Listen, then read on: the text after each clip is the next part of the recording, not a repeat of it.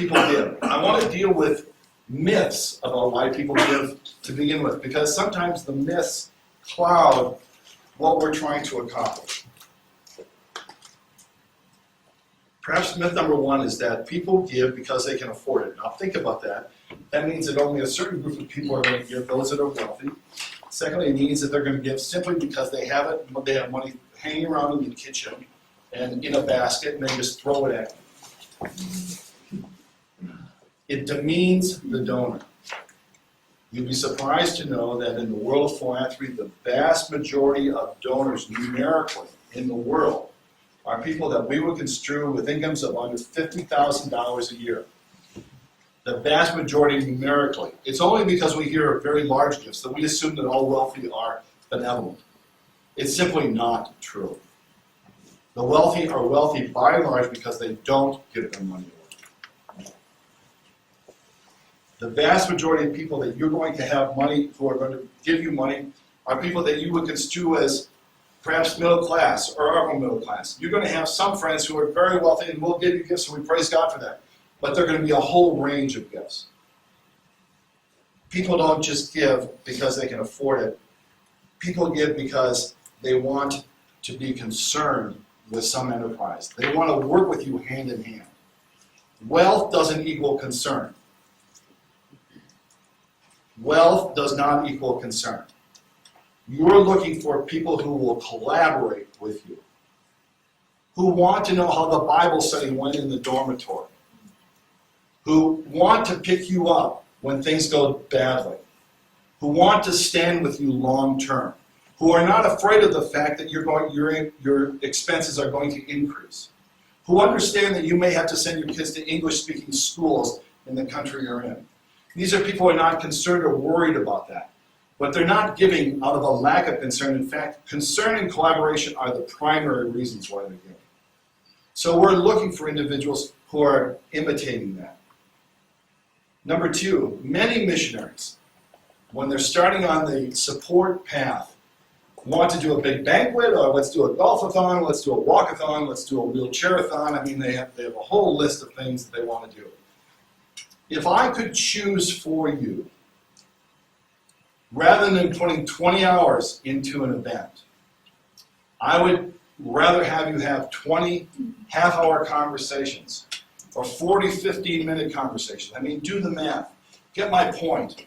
Your tactics, if I could use that word with you, should be face-to-face. You should be all about face-to-face. Now, that's intimidating. I understand that. And what might that mean to you personally? Well, it may mean that you're going to have to learn how to answer certain questions. You may have to rehearse in front of a mirror. You may have to ask yourselves the most embarrassing question someone could ask about your ministry and have a ready-made answer for it. But you want to have face-to-face contacts. Am I ignoring the church? No, I'm not ignoring the church. Am I ignoring associations? No, I'm not ignoring associations. I really want to tell you that in terms of your time, which I view as immensely valuable, and Jeff's desire and my desire to compress the amount of time that will take you to get overseas, because we want you to do great works. And we don't want you to spend 3 years raising your support. We want you to have it in under 9 months, preferably 6 months, preferably 6 weeks. We want you to talk to people face to face. Now, I don't have 4 hours to have conversations with people, Barry. I can't take everyone to lunch. I can't do all that. I'm here to tell you that the vast majority of your conversations about personalized support are going to be under 20 minutes. In fact, they're going to be somewhere between 7 to 9 minutes. That's the amount of time. The reason we don't do this is because this is amongst the most fearful things that we could possibly do. The way to overcome that is to make sure of what we're going to say to people. Understand what you're going to do. Understand what you're asking them to do. Understand how you're going to deal with a positive or a negative response from your perspective. Most people who give negative responses are really not going to say no. What they're really saying is not now. The vast majority of missionaries don't do this. We know that 9 out of 10 lepers don't say thank you. The vast majority of missionaries don't talk to their donors face to face. They would prefer to write something in paper or prefer to go to the internet. Don't do that. Get your support, get overseas, get the work done, work on it face to face. We're going to talk about this over the next couple of days. So I'm not just going to leave you. Myth number 3, the best brochure in the world will equal the biggest cash outlay in my support. Therefore, I'm going to spend beaucoup dollars in creating the best brochure. It's going to take me 9 months to get it done because I'm going to try and carve every magic word that I can find, and then I'm going to get it printed in 4, 6, 8 color, and then I'm going to give it to my prospect, and he or she is going to say, oh my goodness, I need to write a check right now. There's a great ease in what I'm about to tell you. If you talk to me face to face, you can have what you're going to do on a piece of paper. You can have as backup your organizational brochures. Jeff is going to talk about building something called a case for support, which is a wonderful document that helps answer questions. And what I'm going to say to you right now is your case for support is going to mirror what you're going to say to people face to face. A great brochure, which we're not poo-pooing. I don't want you to have a crummy brochure. I mean, I don't want you to print a bad brochure at Kinko's on an 8.5 by 11 goldenrod with a fake perforated line on the bottom that no one can tear off. I don't want that. But I want something that is presentable. But I don't want you to spend 9 months doing it. I want you to spend a couple solid days, perhaps, getting it done. Jeff is going to help you in doing that. Myth number 4, since giving is painful, make it up to people, give them big gifts. You're missing the point. The thrill for donors, the absolute thrill for donors, is seeing you do work and having you communicate to the donor about what you're doing. Here's the great insight about the error of most missionary letters today. They don't talk about what they're doing. They talk about babies, and we bought a new car, and we redone the living room, and we're happy, and what about those Packers, and all that stuff. But they don't talk about what we're doing. And even more importantly, they only talk about successes. Now, the reason I want to say that is simply this. The vast majority of Christians who are going to support you do not experience success in their Christian lives on a daily basis. They are used to failures. If they're in white-collar knowledge worker jobs, they are used to lots of failures. So your ministry does not have to be something that it is not. Yeah, question? Yes. I just wrote a newsletter. What's your name? My name is Jack. Hi, Jack. How are you? I'm doing great. I just wrote a newsletter the other day, and my wife is my editor, and she's pretty tough, but she said something that was true. Hey, this is the same thing you say every time. And because, I do basically the same stuff, I might do it with different people, but it is kind of interchangeable, and I'm trying to figure out, well, how do I make that interesting to the people? Because they heard it, they know what I do, that's why they support me. Well, I think you do a couple of things. I think you ask your donors to pray for Barry, who's not a Christian yet. I think you say, I've been trying to start a Bible study here, it's not working. I would love your prayer because I think that God wants me to do it. I think you would say, we had a big meeting, it was a great success, it was bigger than we had planned for, and now we're having to figure out how we're going to follow up. I think you say, the government is not happy about what we're doing, and we're going to have to curtail our book table, and certainly, I think you let people know the ins and outs of your work. Because my work in downtown Chicago is not like your work. And so I think you let people know. And details are not bad. I would not make assumptions for individuals about what they're going to be interested in. I would rather let them be inside voyeurs about what you're doing and feeling. Question in the back. Yes. What's your name? My name's Alex. Hi, Alex. Thank you. I appreciate what you're saying, and I don't discount any of it. But I think all of us from HJB Global who are here today have been overseas and now find ourselves here in the United States. And one of the things we're facing is that some of our supporters are saying, well, okay, you're not really a missionary anymore. You're in the United States. I want to send my money to someone who's going overseas and is going to do real missionary work.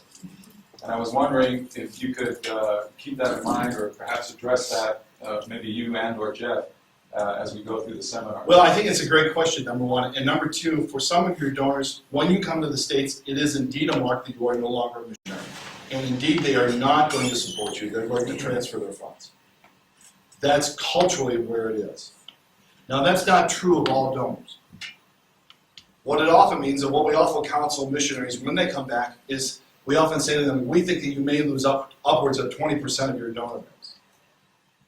Because people are going to make an assumption that over there is more important than over here. However they define over there, and whatever your job is over here. And so, sometimes the tone and tenor of what we're doing has to be communicated differently. Sometimes we have to redefine our case for support. Jeff will talk about this. We have to redefine our case for support that gives people a very clear intention of what we're going to accomplish here. There is a bias amongst North American donors that if you're going to work here domestically in North America, your outcomes have to be different than if you're going to work overseas. North Americans are going to hold you accountable for faster, bigger, larger outcomes. They simply are. Whether that's right or not, I'm not going to comment on, but they're going to speak from that mindset, number one. Number two, they're going to expect more face-to-face contact. If I'm going to Kenya, I understand the game that the person I'm supporting may be gone for 3 years.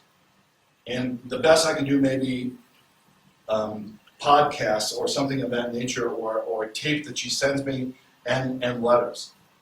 If I know that you're working in Colorado Springs, even if I'm in Florida, I'm going to expect a frequency of contact that is different and more personal than what I'm going to expect from someone in Kenya. I think thirdly is this. There is a perception, particularly amongst well-known large nonprofits, that they're overstaffed.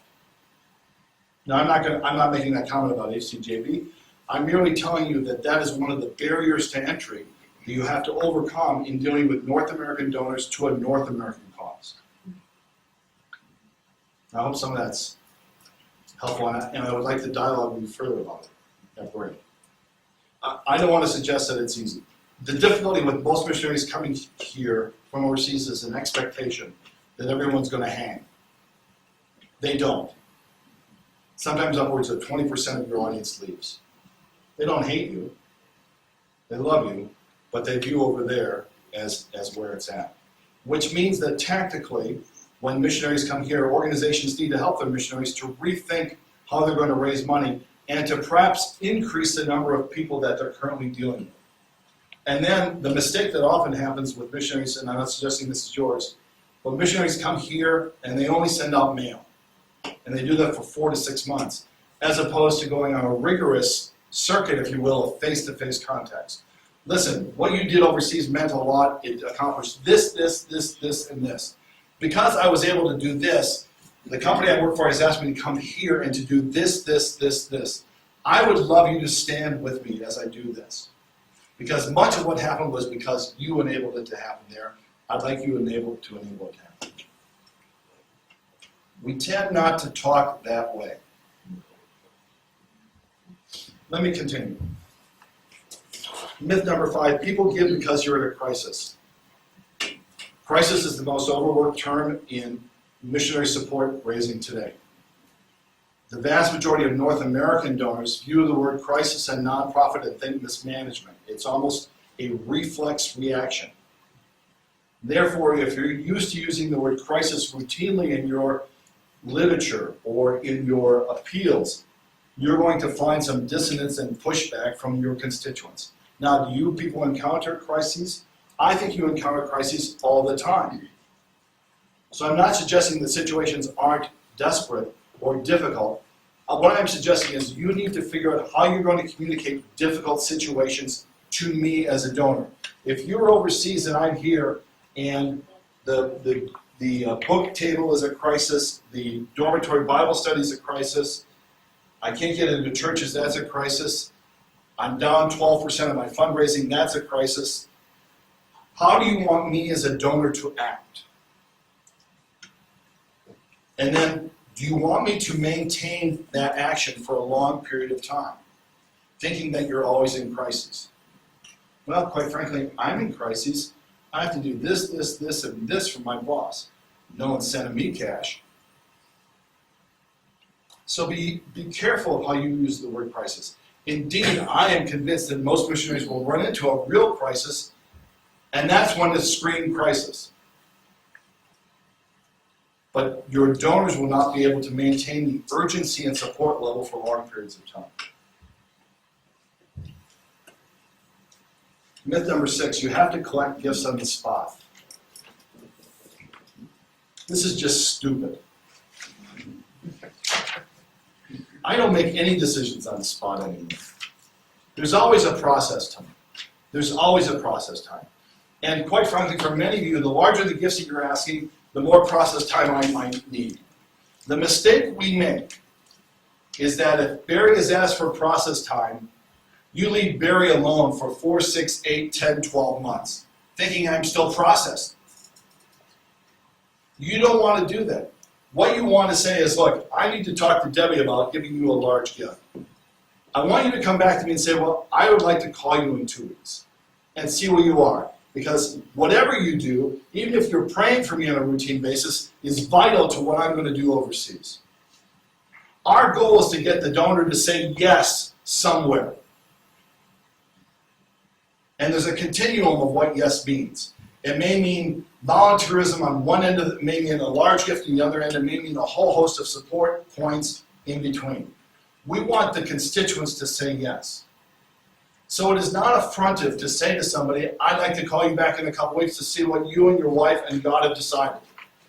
Because I have to go overseas in 6.5 months. And I just need to know. I just need to know. And people will tend to respect that.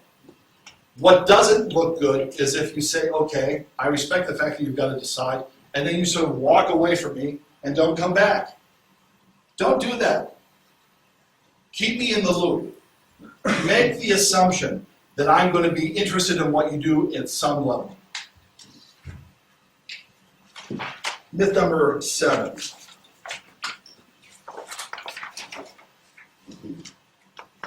I just said a couple of minutes ago that we need to be worried about outcomes, and I think we need to be worried about outcomes. Sometimes we use statistics, though, as a battering ram and try to get people to rationally engage us simply through a plethora of statistics which say, here are the number of people we need to reach, here are the number of missionaries we need, here's what world peace looks like, here's this.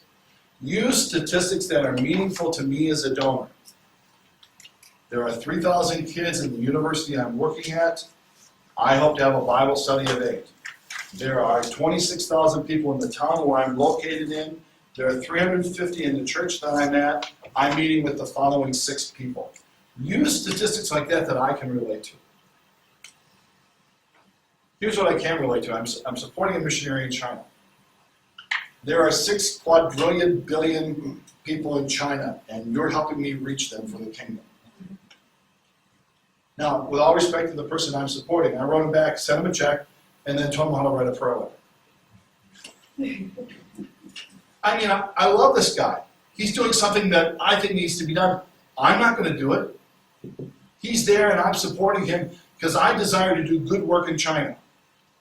But I can't relate to 6 quadrillion billion gazillion. It's meaningless to me.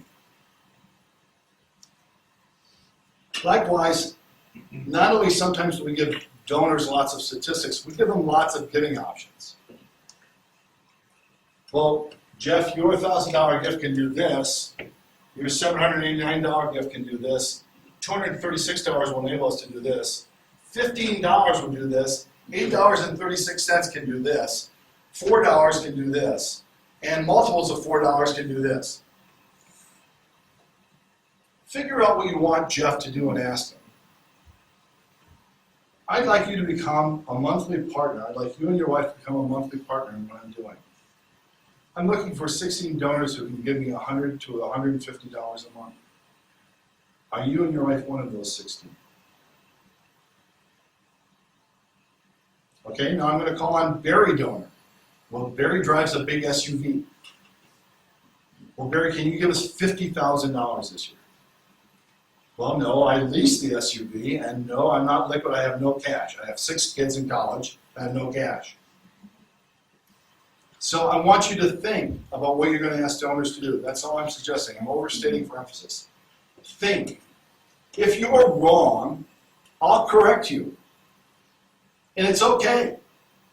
Well, you know, I can't afford $150 a month, Jeff, but I was thinking about $100. Would that be okay? Well, what's Jeff gonna say? Well, no, that's really a stupid amount.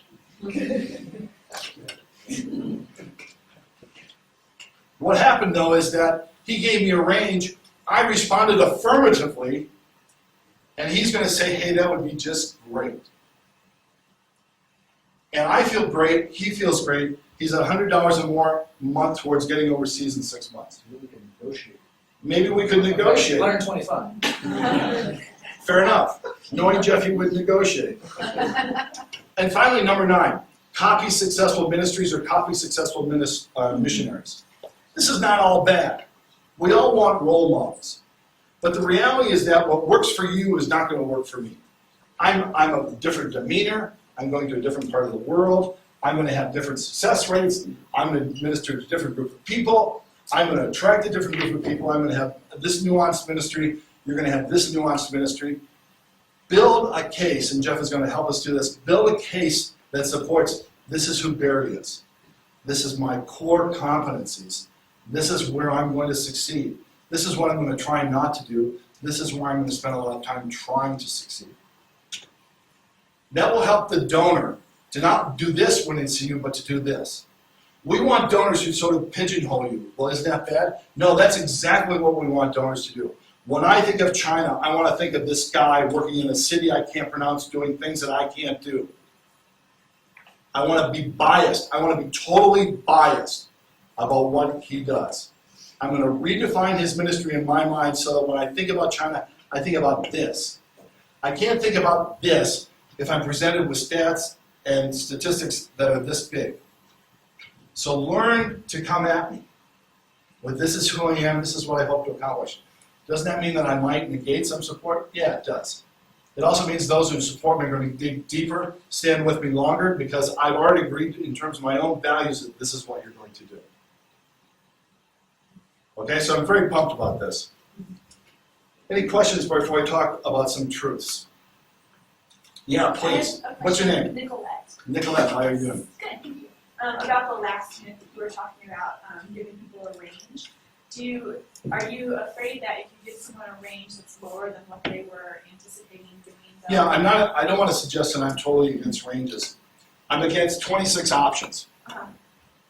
Give me 3 or 4. Right. Okay? But if I say like, Give me a high and a low. like and my a couple in question is, between. if you say like, I'm looking for you to give 100 to 150, and in their mind they were thinking 250, are they going to give you 150 because that's what you asked for? Some will. And some will say, well, I was thinking about giving you more. I think what we tend not to do, what missionaries tend not to do is they sort of say, I'm going to leave it up to you. They use that sort of language. It feels just user-friendly and almost feels biblical. It's also really stupid. I would far rather have a range where you completely miss the mark. And I think what you're going to find out is we talk about how to build a case statement. You're going to find that you're going to need a number of donors who do this, a number of donors who do this, a number of donors who only pray for you or pray and give, a number of donors who do this, etc., etc. Your numbers of people supporting you are large because you're going to do a very important job. You're creating the Nicolette Ministries working for someone. That's what you're really doing. I mean, and I'm not damning the companies, so please don't assume it, but as we grow closer together, I'm going to think about you in terms of the company. I'm not going to think about the company first, I'm going to think about you. Where we make a mistake is missionaries negate the company. Because I don't want to support a lone wolf. You're with World Venture, or, okay, I want to buy all of this infrastructure support systems that World Venture has. I want accountability, I want accounting, I want data processing, I want all that junk standing behind you. If you go alone, many of you don't have that junk standing behind you. And from my vantage point, as being a businessman, that junk's really important. So I tend to define that. I tend to view your ministry that way. Question in the back. Larry, you mentioned earlier on one of the myths regarding newsletters is that we don't want to talk about what's going on. Well, maybe I misunderstood you. I heard you say don't talk about the family so much, talk about what you do. That's what I said. And the last newsletter we sent out, we didn't talk about the family much, talked about what we do, and I had several people come back to me and say, we don't want to hear what you're doing, we know what you're doing, we believe in you, tell us what's happening with your family. Okay, let's run an experiment, you and I, for 6 months. Talk about your family primarily and not about your ministry. I'll talk about my ministry and not primarily my family. And we'll see which donors stay with us longer. So are they just being a minority, a vocal, Sure. vocal minority? I mean, they're telling you that they love you. And they're telling you that unless Barry Jr. is in every newsletter, they're worried. So, you know, what I would do, what a number of missionaries do successfully is they send their missionary newsletters 6, 8, 10 times a year. And then they have sort of personal notes that they pen and send separately. Thought you'd like a picture of Barry Jr. Or here's what the school looks like where the kids are going to English-speaking school. Or this is what our condo looks like, or our house looks like. Or I bought a new Volvo that's 20 years old. I mean, you know, do that type of stuff. And that will satisfy those in particular who are most interested in that. What has become difficult in missionary land is that the vast majority of missionary newsletters, and I would say this almost authoritatively, working with Jeff and auditing lots of companies, talk much, much more about family dynamics than ministry dynamics. Part of the difficulty, the reason why they do that, I think, is because they may be running into some roadblocks in their ministry. Therefore, I'm embarrassed to say to you that it's not going great. The Bible study failed, from my perspective. I mean, which missionary in the world wants to write that? All I'm suggesting is that your donors have a different set of ethics, if you will, and a different lens in terms of what they think accomplishments look like. For many of them, accomplishments are that you get up out of bed every day and go to work. They respect that. They think you have a far harder life than they do. They think you're in adverse conditions. I can go all day at my lawyer job and no one ever asks me about Jesus ever. Ever. And so when they look at you and your jobs, they have a different expectation. So I'm not suggesting that we not talk about family. Let's talk about family. Let's realize why the vast majority of people are giving. I mean, some of you, we're going to talk about tactics later, but some of your family members are giving because you're family. They don't care about the job. You're absolutely correct. They care about you. They love you. Some of the people who are giving you $100, $200, $300 a month kind of care about what you're doing. I mean, they don't want you to get divorced. They don't want you to beat your kids. They don't want any of that stuff to happen. But they kind of are worried about what you're doing. Okay? Let's continue. And I have about 15 minutes and then I'm going to be done, okay? Now, I think there are some truths behind the whole missionary support enterprise that are vital to what you're doing. And I think you have to memorize these, put them on your mirror, think about them, write them on your hand, do whatever you need to do. Put them in your Bible, put them on your iPod, do whatever. Number one, I think God moves people. My experience with missionaries is that he moves people miraculously. It is not the normal missionary who has all the people he or she or they need to get overseas. I mean, if you've got to raise $75,000, you need 104 people to do it. Between 80 and 120 people, okay? Most people don't know 120 people. They don't. Most people are not completely networked in a church. Most people don't have like 7 generations of parents and family being in the same church, and now they're the 8th generation. Most of us got saved when we were 20. We want to do a gig for Jesus, and we're trying to figure out how to make it work. Okay? God moves people miraculously. That's why face-to-face is so important. God moves people miraculously. You must remember that. If you've got 65 in your contact list and you think you need 110, I'm telling you that God has those 110 and probably has 350 that we're not going to get to. So God moves people. Number 2, The notion of values is the most important fundraising notion that you will be taught by anybody. Today in America, people give out of a value set. When I look at myself in the mirror in the morning, I see certain things. This is what I want to support. This is what I'm not going to support. And if I do support it, it's merely a token gift or a loyalty gift. I want to support this. I want to support work in this country. I want to support this type of work. I'm looking to support this type of missionary. I'm looking for these kind of cause and effects. I'm looking for these types of outcomes. I want to read these types of books. I want to eat at this type of restaurant. I want to have the same people cut my hair. I want to use the same type of toothbrush. I want this. My value set is this is how I define myself. That's how I'm going to give. If your values and my values collide and link up, I'm going to support you. If they don't link up, I'm going to have a polite time with you, but I'm not going to dig deep. So you're looking for men and women, by and large, whose values are like this. Now, let's talk about family members for just 15 seconds. What are their values? Their values are, you're a member of our tribe. That's the value.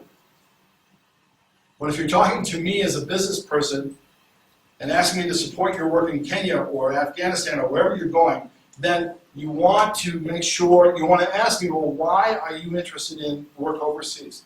Ask some leading questions. Try to find out where I stand. If you come into my office and I have a stuffed bull moose and a stuffed swordfish and a stuffed whatever, you get some sort of idea of who I am. If you know that I'm driving a red Corvette, you get some sort of idea of who I am. If you know, if in the first 5 minutes I run down my pastor, you know who I am. If in the first 5 minutes I ask, did you see what was happening overseas today in the news? You get some sense of who I am. So do a little bit of market research, if you will, as you talk to me. Try to get a beat on who I am so that you can talk about your work, the parts of your work that align with who I am. Don't try to sell me everything. I'm going to do this Bible study, I'm going to do this visitation, I'm going to do this, I'm going to travel 150 miles to do this, I'm going to be in this school, I'm going to do this life pattern, I'm going to do this, I'm going to do this, I'm going to do this. I'm probably interested somewhere around here. Find out what I'm interested in. The values that I have are the most important determinant of who I'm going to support and how much I'm going to give. So you want to find out my values. How are you going to find out? You're going to ask me. This is a great thing I've learned. Ask me a question, I tend to respond. Donors will talk. You can do that. Point number 3. Your work is going to make a difference in the lives of people. That's probably one of the outcomes that I'm looking for, making a difference. Now, making a difference doesn't necessarily mean I won 645 people for the kingdom. It also doesn't mean I didn't get out of bed for 4 weeks. It means a good day's job. I don't expect you to work 80 hours a week. I think that's stupid. I don't expect you to have a nervous breakdown as a missionary. I think that's wrong. I'm going to stop supporting you and I'm going to stop supporting the company that sent you. I want you to have a good work experience that is healthy, that is hard, that is daily. That's what I'm expecting. That's what I'm experiencing. And I'm supporting you because I believe that you're going to make a difference in the lives of people. I look at you as being a relational expert. I'm not. I view you are. When I think about the gospel and missionaries, I think about relationships. I tend to think that that's one of the bulwarks of the job. That's one of the things you better do. If you're not going to talk to me face to face, I don't think you can do your job. You know why? Because I think you're a relational expert.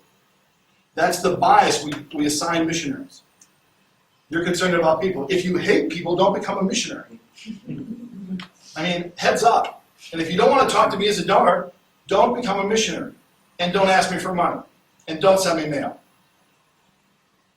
It's a face-to-face work, regardless of what you read in the books. Truth number 4. I have to know you because I give to you. Your company is important. I said my bias is I tend to like missionaries who are supported by companies. I want you to go out with a group of people, if you will, standing behind you. But I must know you. I don't know most of the missionaries I support nearly enough. Here's something else that bothers me. I don't get personal mail from them. I don't even get personal email from them. What I get is email blasts going to 6,000 people. I hate that. I delete it. I don't want it. You want to build a relationship with me because I think you're a relational expert? Build a relationship with me. I will give you more. I will pray for you more. I will stand with you longer. I will tell my friends about you. And I will be a primary cheerleader for what you're doing.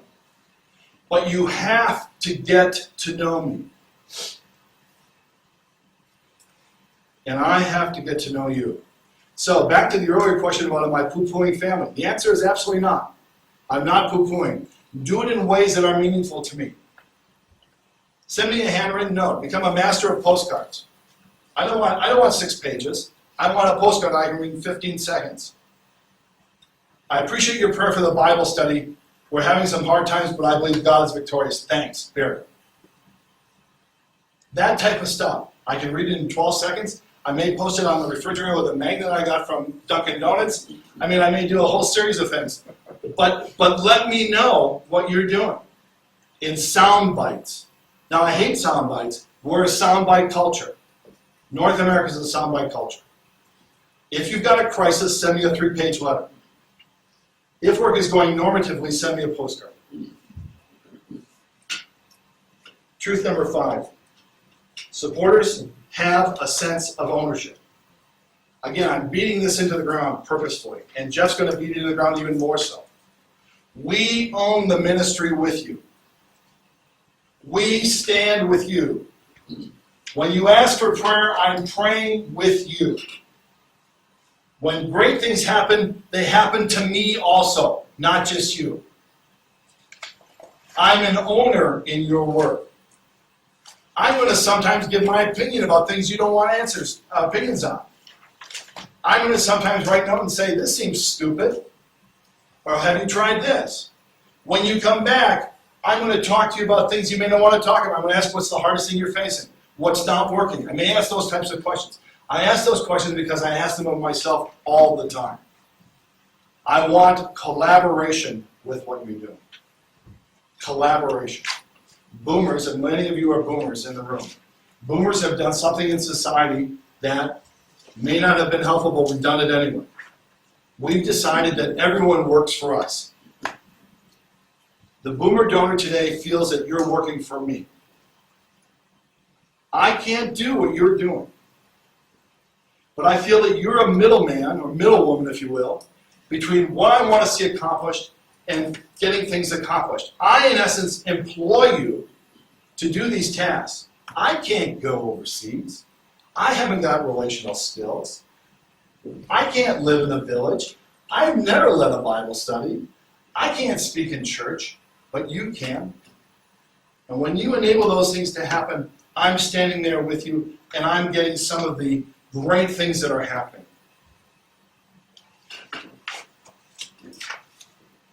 Truth number 6. The average donor in America gives to more than one cause. You need to learn that. You're not the only game. So sometimes when you come to see me or hear me, I'm going to say back to you, I can't do that right now because I need to finish the gym in our church. Or I got an emergency letter from Kids in Crisis, and I felt, and this month Debbie and I sent our money there. Or anything that could set you off. Your job is to do a great relational job with me. I will stand with you long term. I will have ups and downs in my giving. Sometimes I will get fired. Sometimes I will get promoted. Sometimes my parents will die and I will send you a large check. Sometimes my kid will go to college at Harvard and I will have no money. Sometimes all this stuff is going to happen. But stand with me a long period of time and I will stand with you.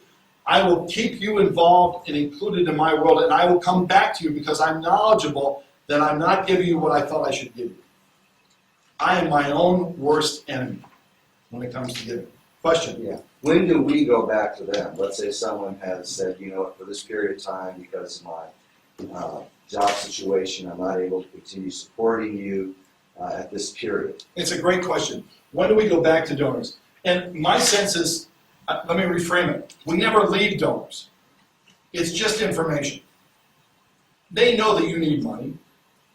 They know you're in the money business. They know that. Get over it. It's not like a big secret. We